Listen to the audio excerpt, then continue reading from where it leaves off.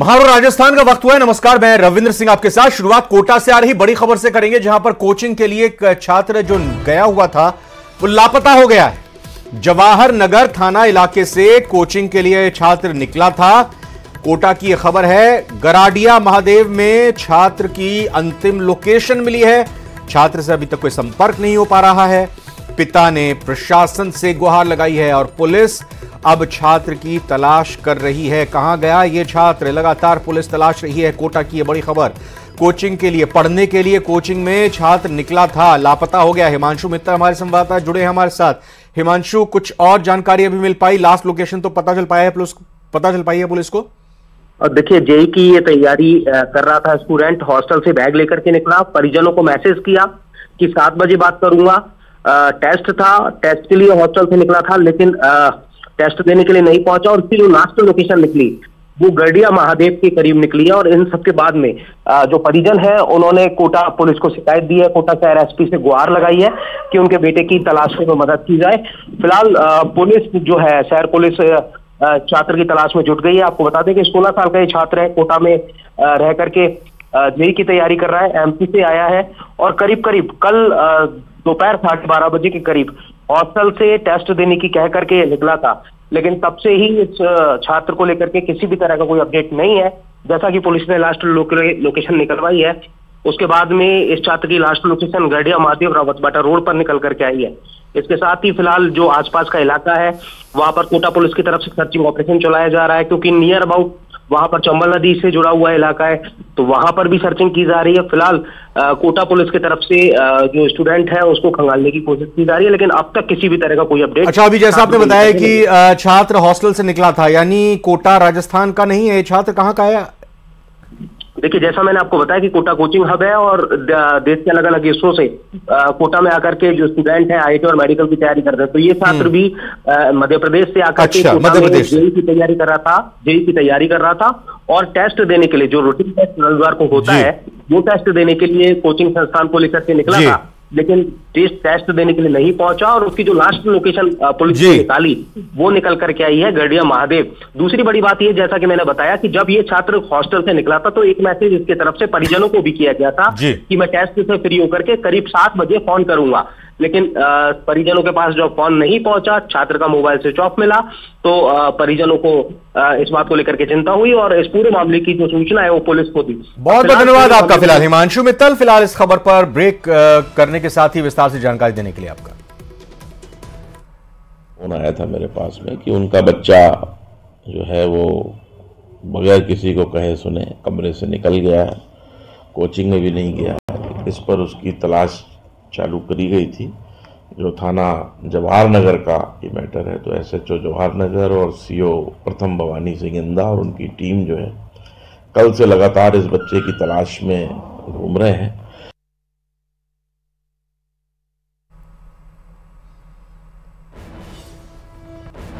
तो बताइए हमने आपको कोटा की इस बड़ी खबर के बारे में। छात्र की तस्वीर भी सामने आई है। फिलहाल इसकी तलाश पुलिस की तरफ से की जा रही है। मध्य प्रदेश का रहने वाला ये छात्र जो कि हॉस्टल में रहकर जेईई की तैयारी कर रहा था, इंजीनियर एंट्रेंस की तैयारी कर रहा था और इसी दौरान इसने अपने घर को ये कहा भी कि शाम को फ़ोन करूंगा। आज जो नॉर्मल एग्ज़ाम चलते हैं प्रिपरेशन के दौरान, वो एग्ज़ाम देने के लिए निकला था अपने हॉस्टल से, लेकिन उसके बाद उसकी लोकेशन का बस ये पता चल पाया है आखिर कहाँ पर है, लेकिन और जानकारी फिलहाल तलाश रही है पुलिस।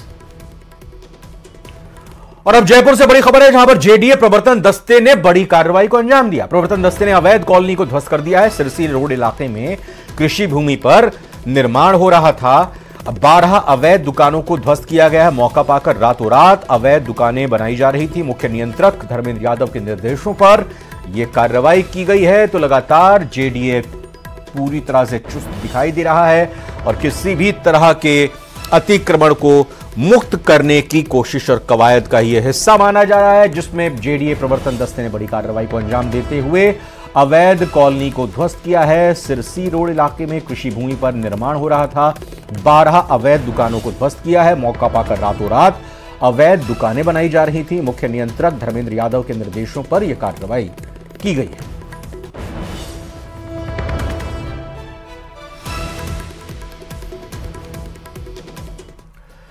और अगली खबर का रुख करते हैं अलवर से खबर, जहां पर विवेकानंद नगर सेक्टर 4 में यूआईटी की टीम ने अतिक्रमण को हटाया है। इस दौरान अतिक्रमण हटाने को लेकर जमकर विवाद भी हुआ। लोग अतिक्रमण हटाने का विरोध करते हुए बुलडोजर के सामने खड़े हो गए, जिस पर पुलिस ने सख्ती दिखाते हुए लाठी चार्ज कर दिया और बाद में कई महिला और पुरुषों को हिरासत में भी लिया।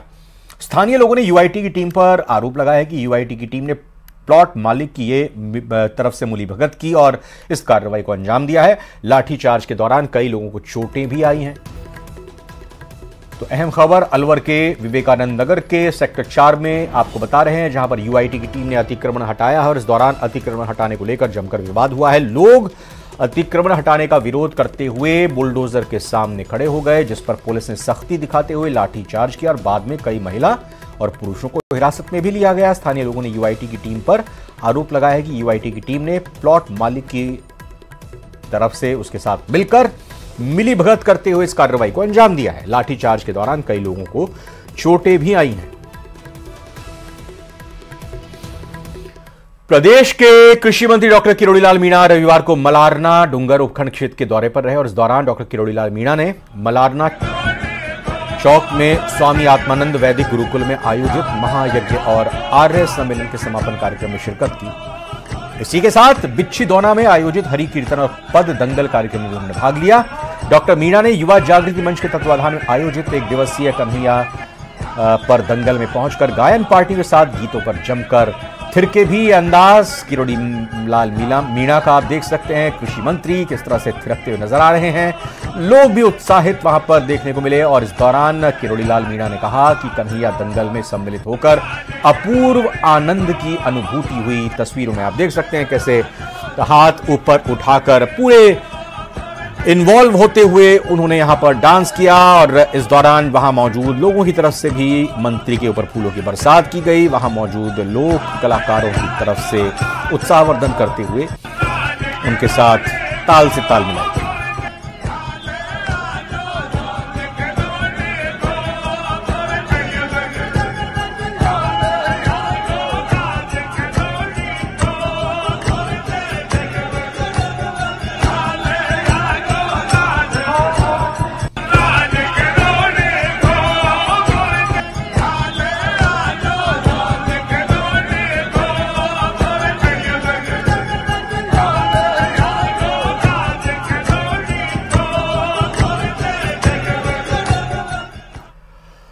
और यह खबर उदयपुर से, जहां उज्जैन पंचायत समिति के प्रधान हिमांशु अवाना सस्पेंड किए गए। राज्य सरकार ने सस्पेंशन ऑर्डर जारी किया। इसी तरह पहाड़ी प्रधान साजिद खान को भी निलंबित किया गया। पूर्व मंत्री जाहिदा खान के पुत्र हैं साजिद खान, वित्तीय अनियमितताओं को लेकर सस्पेंड किया गया है।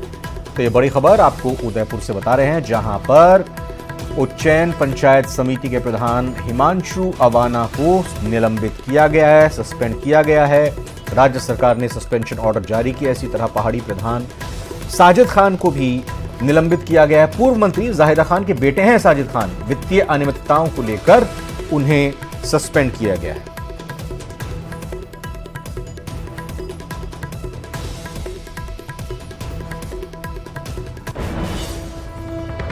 अगली खबर का रुख करते हैं। यह पूर्व मंत्री और दौसा विधायक मुरारीलाल मीणा के बड़े बयान से जुड़ी खबर है, जहां पर उन्होंने कहा है कि लोकसभा के चुनाव में उन्होंने दावेदारी नहीं की है। उन्होंने कहा कि वो बीजेपी को अच्छी टक्कर देंगे, यानी कांग्रेस अच्छी टक्कर देगी और सीटें जीतेगी।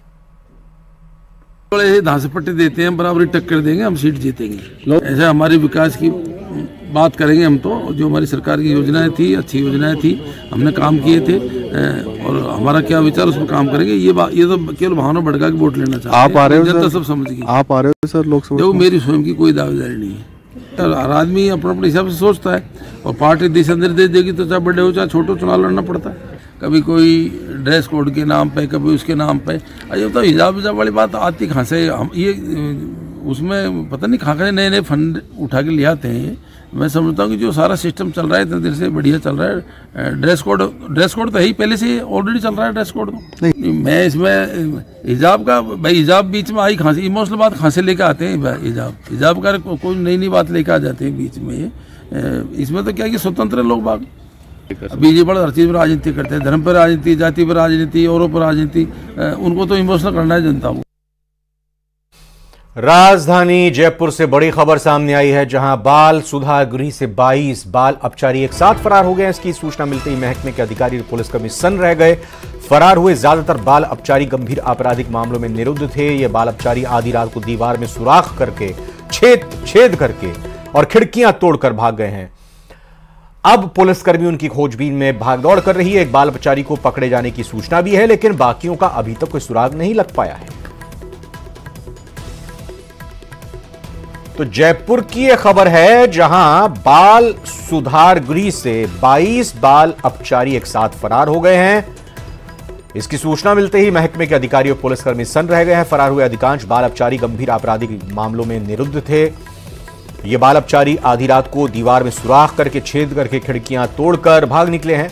पुलिसकर्मी उनको तलाश रही है। पता चला है कि एक बाल अपचारी की जानकारी तो लगी है, लेकिन बाकियों की तलाश की जा रही है। यानी एक बाल अपचारी को तो पकड़ा गया है, बाकी की तलाश की जा रही है।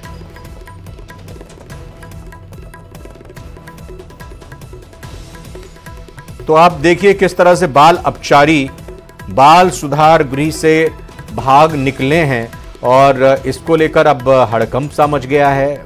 अधिकारी सन्न रह गए हैं। 22 की संख्या है इन बाल अपचारियों की, जो बाल सुधार गृह में रह रहे थे और इसी दौरान सुराख कर दिया इन्होंने दीवार में और फिर वहां से भाग निकलने में कामयाब हुए। जो प्राइवेट गार्ड्स हैं उनकी स्पष्ट लापरवाही दिख रही है और लगातार ये अपेक्षाएं की जा रही है या हम ये कोशिश कर रहे हैं कि भाई यहाँ सुरक्षित स्थायी गार्ड लगे, चाहे पुलिस की, आरएसी की, किसी की भी तरह की कोई गार्ड लगे, ताकि इस तरह की घटनाओं को रोका जा सके। अपराध में हैं 376 के भी हैं, पॉक्सो के भी हैं, चोरी के भी हैं, ज्यादातर चोरी के केसेस हैं और सभी तरह के अपराध हैं इसमें। बिल्कुल अभी हम पुलिस ट्रांसपोर्ट नगर थाने को इसकी रिपोर्ट भेज रहे हैं, जिसमें पुलिस संबंधी जो भी विधिक कार्रवाई है, FIR वगैरह दर्ज कर देगी।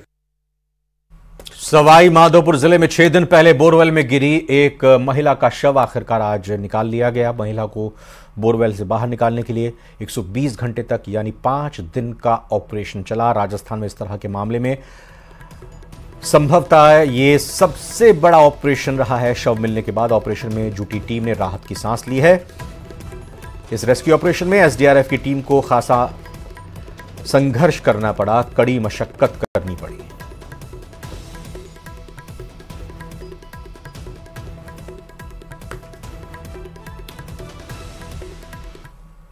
दौसा जिले के सिकंदरा थाने में दर्ज रेप के एक मामले में 1 महीने के बाद भी आरोपी को गिरफ्तार नहीं होने से परेशान रेप पीड़िता ने आज पानी की टंकी पर चढ़कर करीब 3 घंटे तक पानी की टंकी पर चढ़ी रही, प्रदर्शन किया, इंसाफ की गुहार लगाई। पुलिस ने कड़ी सुरक्षा के बीच प्रदर्शनकारी रेप पीड़िता को टंकी से नीचे उतारा। इधर पुलिस ने रेप पीड़िता को आश्वासन दिया है कि मामले की जांच अतिरिक्त पुलिस अधीक्षक शंकरलाल मीणा कर रहे हैं और जल्द ही इस मामले में गिरफ्तारी की जाएगी। पुलिस ने पानी की टंकी से महिला को उतारकर अतिरिक्त पुलिस अधीक्षक महिला अपराध और अनुसंधान सेल के कार्यालय में भिजवाया, जहां पर पीड़िता के बयान को दर्ज किए जाएंगे।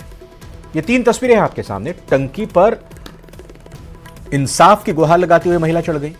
महिला का रेस्क्यू किया गया, बाकायदा नीचे जाल भी बिछाया गया कि कहीं कोई महिला आत्मघाती कदम न उठा ले। उसके बाद फिर महिला को नीचे उतारने के लिए कुछ अधिकारी, जिसमें महिला पुलिसकर्मी भी शामिल थे, वो ऊपर गए। फिर महिला को समझाया बुझाया गया, आश्वासन दिया गया इंसाफ मिलेगा, कार्रवाई होगी, तब जाकर महिला को नीचे लाया गया है। रोड दौसा के पास स्थित एक टंकी पर एक महिला है, वो चढ़ गई है। इस सूचना पर मैं SHO साहब और हमारे तहसीलदार जी और प्रशासनिक और आपदा प्रबंधन की टीम मौके पर आई। हमारे द्वारा आवश्यक सुरक्षा इंतजाम किए गए और उसको समझाइश की गई। समझाइश के बाद में उसको उतार लिया गया है। कोटा से खबर आपको बताएं, लेकिन उससे पहले प्रदेश में किस तरह से चोरों के हौसले बुलंद हैं उसकी वारदात आपको दिखाते हैं। खुलेआम वारदातें घट रही हैं। ये कोटा और जयपुर ग्रामीण की 2 तस्वीरें आप देख रहे हैं।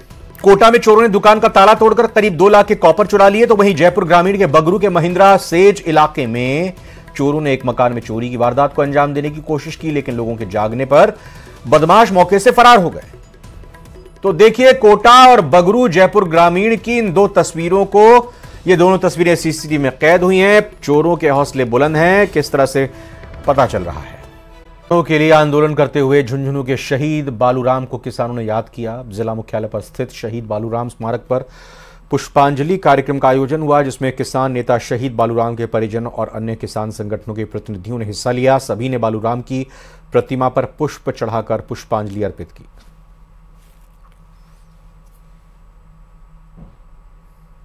की समस्या के लिए शेखावाटी में आंदोलनरत रहते हुए अमर शहीद बालूराम शहीद हुए। उनको किसानों के लिए ये प्रेरणा का स्रोत है और जो भी आंदोलन होता है शहीद बालूराम जी को याद किया जाता है। ये बालूराम जी की शहादत दिवस का 38वां शहादत दिवस दिन है। हरियाणा और पंजाब में किसान आंदोलन के शंखनाद के चलते राजस्थान में भी पुलिस ने सतर्कता को बढ़ा दिया है। पुलिस ने जिले के साथ लगते हरियाणा बॉर्डर पर सुरक्षा और जांच को और ज्यादा चाक चौबंद कर दिया है। एसपी देवेंद्र बिश्नोई ने बताया कि आंदोलन को लेकर झुंझुनू में अभी तक कोई मूवमेंट नहीं हुआ है। पिलानी, सूरजगढ़ और पचेरी थाना इलाके के में साथ ही बॉर्डर नाकों पर सतर्कता को बढ़ाया गया है। आने जाने वाले लोगों को पूरी तरह से निगरानी रखी जा रही है। इसके साथ ही उन्होंने कहा कि सोशल मीडिया के जरिए आमजन से अपील की जा रही है कि 12 और 13 फरवरी को पंजाब और हरियाणा की तरफ जाने वाले रास्तों पर यात्रा ना करें। बड़ी खबर दौसा से आ रही है, जहां जलदाय मंत्री का कन्हैयालाल चौधरी का बड़ा एक्शन देखने को मिला है। जांच में कमी मिलने पर मौके पर ही अफसर को सस्पेंड कर दिया। जल जीवन मिशन में अनियमितता मिलने पर 5 इंजीनियर को सस्पेंड किया है। कनिष्ठ अभियंता दारा सिंह मीणा, सहायक अभियंता Nanag Ram Bairwa, XEN Siddharth Meena, XEN Hemant Meena, JEN Maharaj Singh Gurjar को सस्पेंड कर दिया है। जेजेएम योजना के कार्यों में घटिया पाइपलाइन की शिकायत मिली थी। मोटर पंप की भी मंत्री को निरीक्षण के दौरान शिकायत मिली और उन्होंने तुरंत कार्रवाई को अंजाम दे दिया, सस्पेंड कर दिया 5 अधिकारियों को। दौसा की खबर है, जलदाय मंत्री कन्हैयालाल चौधरी का बड़ा एक्शन देखने को मिला है। जांच में कमी मिलने पर, जांच की खुद मंत्री ने, कमी मिली तो उसके बाद मौके पर ही अफसर सस्पेंड कर दिए। जल जीवन मिशन का यह मामला जिसमें अनियमितता के मामले में 5 इंजीनियर्स को गिरफ्तार किया। यहाँ पे मैं सुबह से घूम रहा हूँ, तो मैं नाम भेज रहा हूँ आपके पास, अभी व्हाट्सएप कर रहा हूँ। सस्पेंशन निकालो इनको, एपीओ कर। ये महुआ के जगह का नाम अभी पूरा नाम पता नहीं है। अय्यन का क्या नाम है? नानक राम बेरवा, कोई अय्यन तो जयन कौन है? दारा सिंह मीणा। एक दारा सिंह मीणा। एक्शन साहब क्या नाम है आपका? हेमंत। और क्या है भैया? महाराज सिंह। एक मिनट में पूरा डिटेल ले लो, अभी तो इनको बताने में लग रहा है। चल मैं व्हाट्सएप कर रहा हूँ आपको।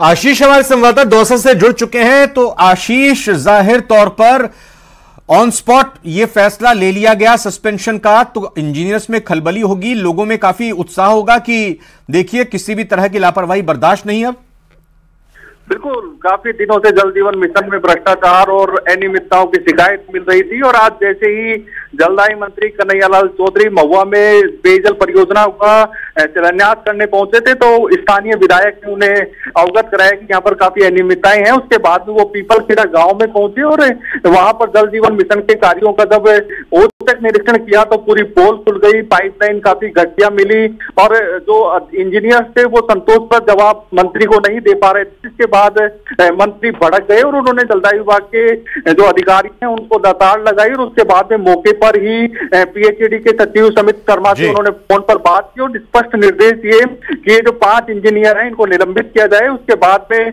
अधिशासी अभियंता सिद्धार्थ मीणा, हेमंत मीणा, सहायक अभियंता। बिल्कुल आशीष, बहुत बहुत धन्यवाद इस खबर पर आपने जानकारी दी, इस खबर को ब्रेक किया। फिलहाल नजर रहेगी क्या कुछ और कार्रवाई हो रही है और यकीन ये अपने आप में एक तरह से नज़ीर पेश की गई है कि किसी भी तरह की कोताही नहीं बरती जाएगी, लापरवाही नहीं बरती जाएगी। अनियमितता अगर पाई गई तो जलदाय मंत्री कन्हैयालाल चौधरी ने बड़ा एक्शन लेते हुए 5 इंजीनियर्स को सस्पेंड कर दिया। जल जीवन मिशन योजनाओं के कार्यों में घटिया सामग्री का इस्तेमाल किया गया और कुछ अनियमितताएं की गई, उसी संदर्भ में यह कार्रवाई की गई।